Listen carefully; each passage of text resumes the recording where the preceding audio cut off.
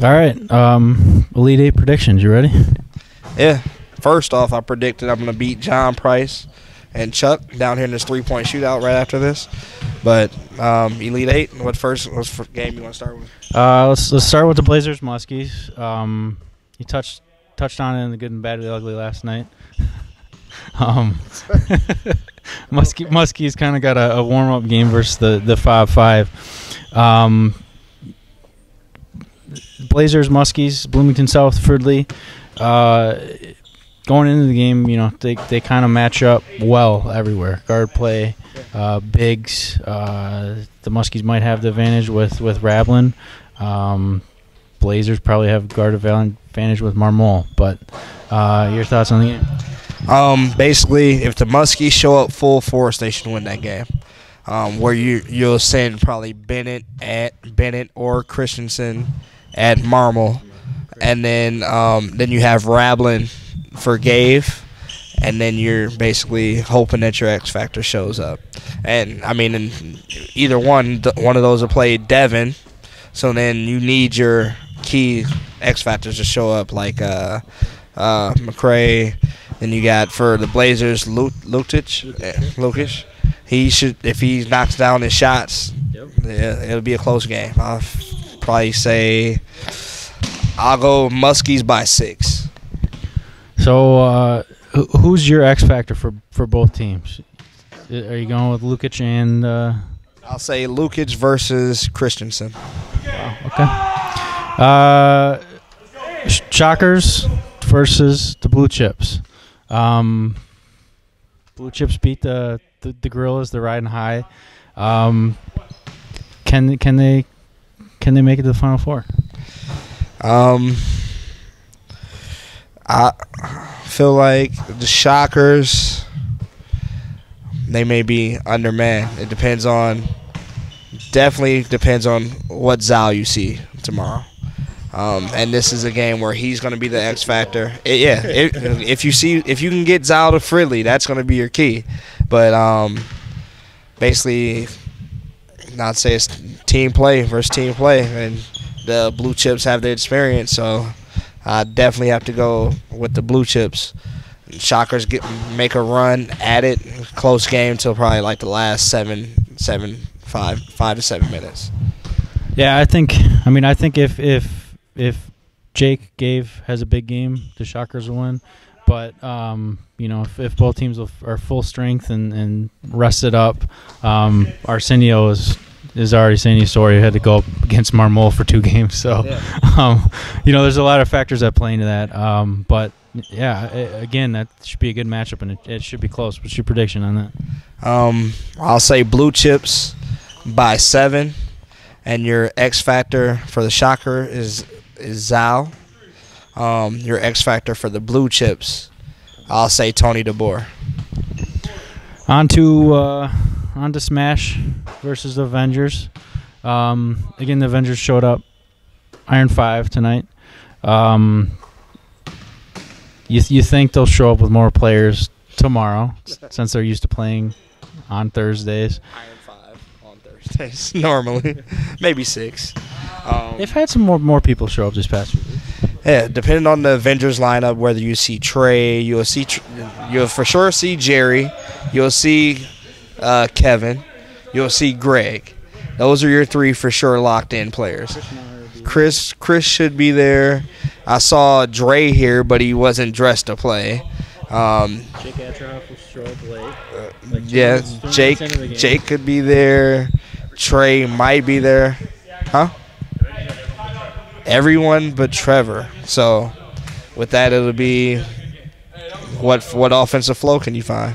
Yeah, I'm pretty sure as Big Smash, we're gonna let Trey shoot if they're gonna have him out there, and hopefully make them force it into Jake and try to deny Chris.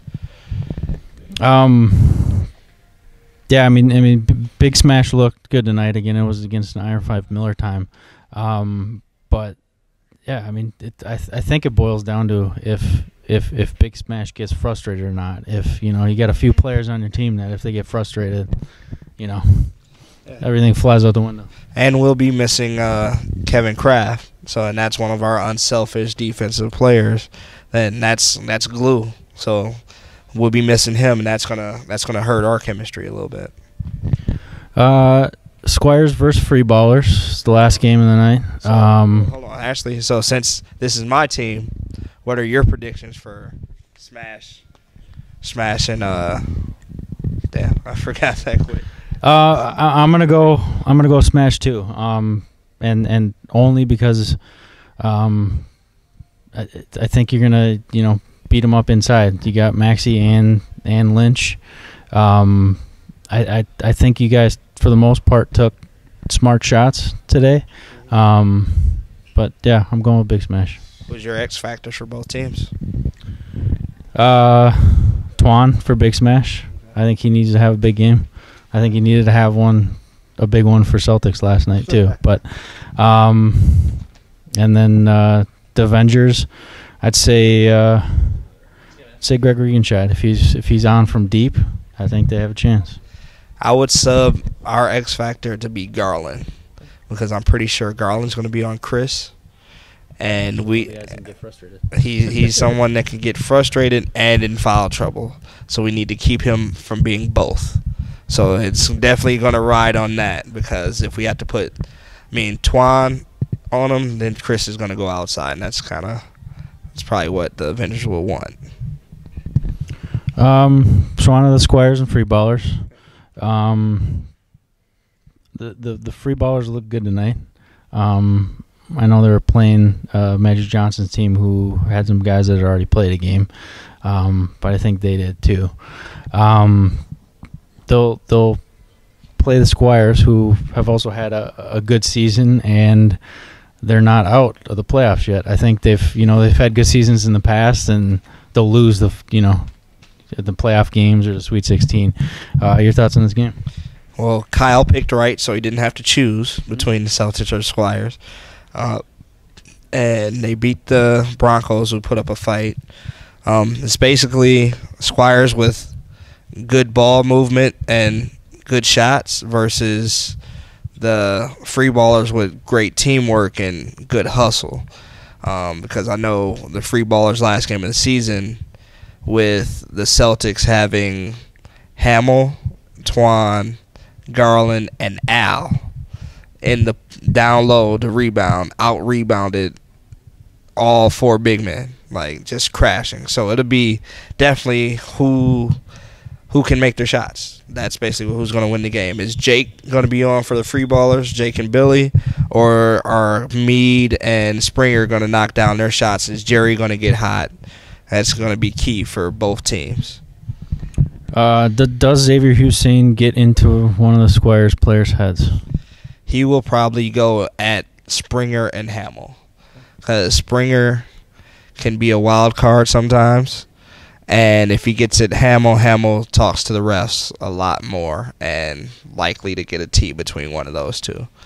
But sometimes it backfires. Depends on who gets that quick start. That's where the head games begin. Your X factor for both teams and your prediction.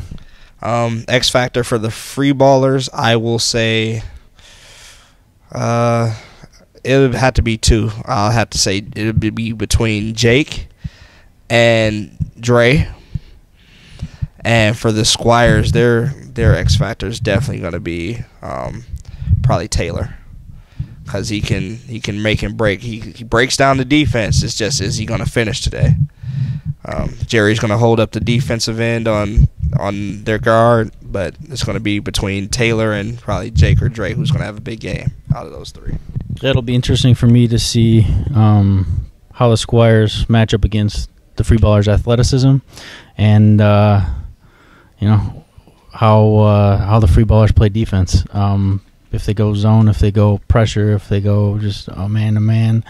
I'm rolling with the Squires in this game. I think the last time they got to the Elite Eight, they beat the Rebels. So I'm just taking them based off of not being a good playing Sweet 16 team, but being a good Elite Eight team. I'm going to go with the home team. Okay. I'll take the Free Ballers. I'll say they'll take it by 5.